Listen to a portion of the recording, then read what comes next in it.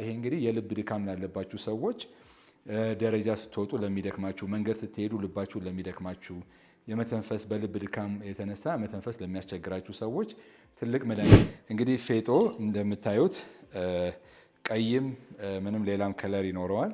ይሄ እንግዲህ አንድ የሻይ ማንኪያ ወይም ደግሞ 5 ግራም ወይ ደግሞ 5 ሚሊ ግራም በሚይዝ ወይም ደግሞ ትንሿ የሻይ ማንኪያ እቺ ቡና ማንኪያ የምንላት ትንሿ ስኳር የምናወጣባት በሷ አንድ ወስዳችሁ ይሄንን እንግዲህ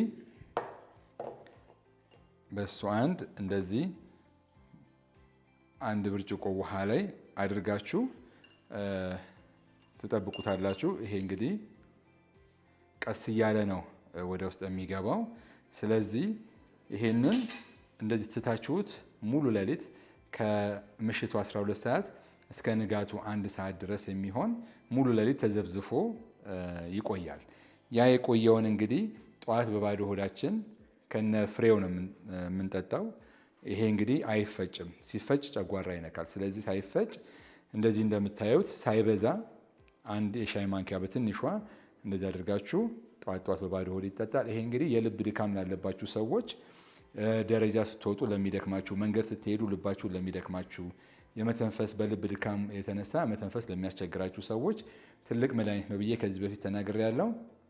ጥያቄው ግን እንደገና ብዙ ሆኖ ስለመጣ ለብዙ ሰው እንደገና ለማሳየት ነው የመጣሁት። ምንም አዲስ ነገር የለውም። ነገር ግን ጥያቄዎቹ ከምግብ በፊት ነው፣ ከምግብ በኋላ ነው፣ በፈላ ውሃ ነው፣ በቀዝቃዛ ውሃ ነው የሚል ስላለ ማታ ላይ ሲዘፈዘፍ በፈላ በሙቅ ውሃም ቢሆን በቀዝቃዛ ውሃም ቢሆን ምንም ለውጥ አያመጣም። ምንድነው ሙሉ ሌሊት አብሮት ስለሚያድር መቀዝቀዙ አይቀርም ውሃው። ሌላው ደግሞ ከምግብ በፊትና በኋላ የሚለው ሁል ጊዜ ከምግብ በፊት 30 ቢቻል 1 ሰዓት ባይቻል ደግሞ 30 ደቂቃ ቀድማችሁ ነው የምትወስዱት። በቀን አንዴ ብቻ ነው የሚወሰደው። ይሄ ምንም አይነት መድኃኒት ብትወስዱ ሌላ ነገሮች ብትወስዱ የሚጣላ ነገር ስላልሆነ ሁላችሁም ሞክሩት።